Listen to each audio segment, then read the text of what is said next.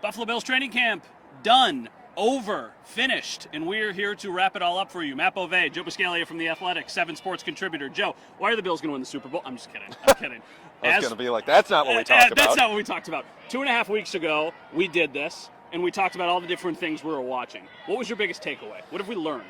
Well, I think we learned that there is at least some separation in the wide receiver room, which was one of the biggest questions heading into this because of all of the uncertainty. Yeah. I mean, just look at the roster. The only guy that has caught a pass in an actual game from Josh Allen was Khalil Shakir.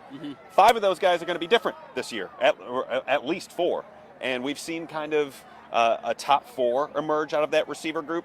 And certainly I think we could make a case for a 5th guy that will make the team and maybe a 6th that could make the team and looks good right now. But that top 4 includes the guys that you're probably thinking, and one maybe you're not. Khalil Shakir, Curtis Samuel, and Keon Coleman. Those are the top 3. Yeah. But then there's Mac Hollins, who is going to play a lot more this season than I think many fans and fantasy football people are ready for. Absolutely. I mean, and then that brings us to naturally MVS, and then everybody afterwards. Now, I read your stuff from yesterday. We're recording this on Wednesday. I read your stuff from Tuesday.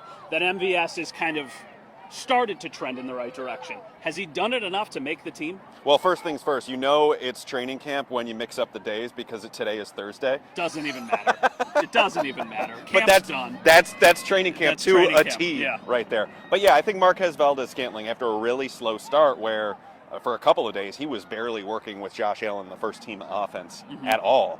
He's kind of rectified that. He's gotten more involved with the first team offense, which has also coincided with some injuries to the receiver room, namely Chase Claypool happening.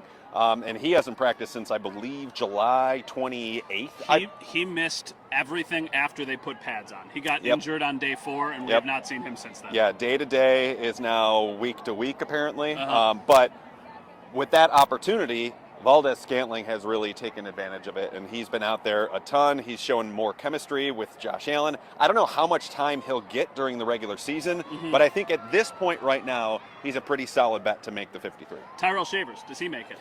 I think he's in a good spot right now. Okay. He does have some internal competition based on KJ Hamler and whether or not he wins the return job. And, you know, these roster spots at the back end for special teams purposes are pretty precious.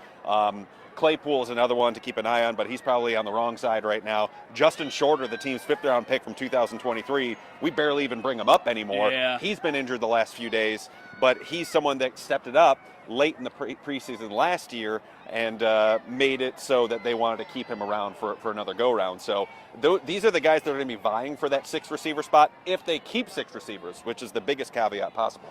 Who are your pleasant surprises? Now, just for full disclosure, we were talking about this a little bit ago. I wrote my pleasant surprises were Jamarcus Ingram and Tyrell Shavers. Sure. Those were the 2 guys that I listed. Yeah. Do you agree, and do you have anybody else who you would specifically say, like, ooh, we're not talking about this guy enough? I like both of those guys. I think I'll throw Dayquon Hardy into this, the 6th-round rookie cornerback who they drafted and admitted that they drafted to mostly work in on return units, punt and kickoff, and he's done a bit of that. But what I've liked the most from him is he's looked really competitive on the defensive side of the ball and is elevated to getting 2nd and 3rd team snaps, not only as a nickel corner, which is what they originally forecasted him as, but he's also bounced outside to the boundary, which that versatility, if you combine ability to play the outside, ability to play nickel, and return duty, that's a home run for a roster spot. So he just needs to continue to show that he can do those things on defense, and then don't screw it up as a return man.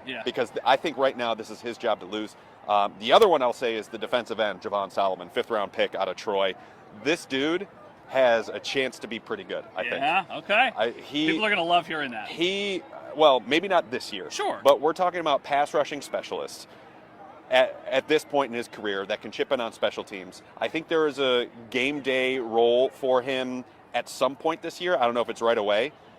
But he looks small. He's like 6 feet, almost 6'1". What does that sound like? Not you. Under 250 pounds. But the thing about him is he is super strong, and he has extremely long arms for his frame. Like, he almost has 34-inch long arms. And what he does, he uses that as a weapon to really catch offensive linemen off guard, and we've seen a ton of that so far. And he's got speed around the edge. He's someone to keep an eye on in the preseason. He's going to play a bunch, and I think he's a lock for the 53. Von Miller is a guy who has been talked about at times during this training camp. I feel like there's nothing he can do that he would be less effective and worse than he was last year. But it's also probably unrealistic to think he could do when he first got here. What are your expectations for Von Miller this year? My expectations is that he'll be a rotational pass rusher, and if they get anything more than that, it's found money. Okay. To this point, he's had one good day and a couple of good reps here and there. It was a third and long day, though, so it was kind of set up for success. Exactly. So for me, I think if they can get him to a spot where he can help support Greg Rousseau, AJ Epinesa, and really Dwayne Smoot is one guy that is a pleasant surprise that we didn't talk about. Yeah. I think that would be what his value could be this year. Now, the other value he could provide is to these two young pass rushers on their roster, Solomon, who I just talked about, possibly Kingsley Jonathan if he makes the team, maybe a Casey Toohill if he makes the team. But these are guys that, Von Miller, his best years are behind him. But if he can impart some moves and some technique on these young guys that can help kind of fast forward their trajectory a bit, that will be what is worth his weight in gold.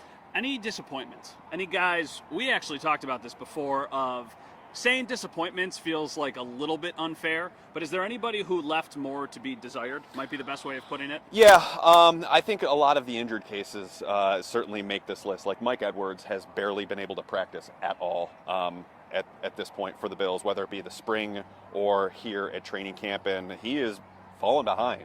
I mean, you talk about who's at safety right now. Taylor Rapp and Damar Hamlin has basically been the first team safeties throughout the entirety of camp now because of both the Bishop and Mike Edwards injuries. And Edwards, even before his injury, he didn't really show as much as you would like to see, and certainly not as much as the rookie Cole Bishop did. So I do wonder what his full role on this team will be at some point. But he's one. Claypool's another one. He had a prime opportunity to potentially make this team, but he can't get on the field. He hasn't played since they put pads on. If you can't get on the field, and by the way, he's a very talkative non-practice participant, which doesn't extremely go over well with some other players.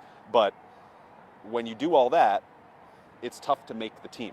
Yeah. So he's got ability, he's got talent, he's got historical success from his rookie season. Sure. But at some point, you cannot live on that first year in the league, first couple of years in the league, and you have to prove it on the field. Welcome to the hot takes segment of the or whatever. You? No, I'm just saying. What, are we ranking candy bars? No, we're not ranking candy bars or chain restaurants or anything like that, although we've all done that plenty of times.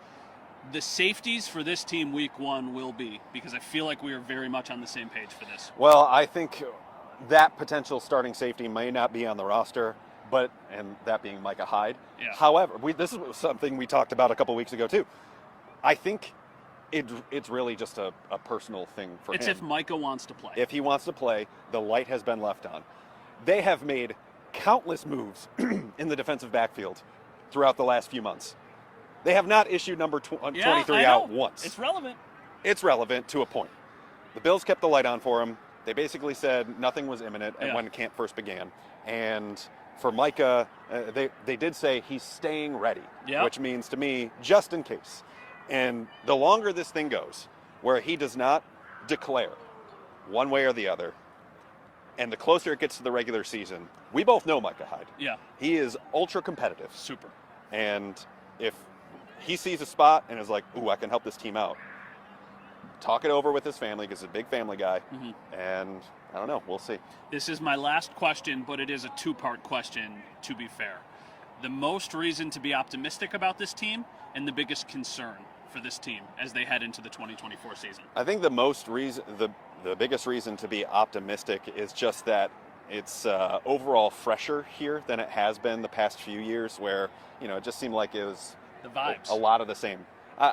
I'm not a big vibes guy. See, I am. I know you are. I know this about you. I've known you for a long time. Yeah. It just feels like there's a lot of turnover on the roster, and I think that's a healthy thing for an NFL team from time to time. So that is potentially could yield some unexpectedly good results based on who they play and when they play them. I think the causes for concern for me overall, the safety position I think could be a hot mess this year if they don't do something. Taylor Rapp, I have not been impressed by, and this dates back to last year. Same thing in camp.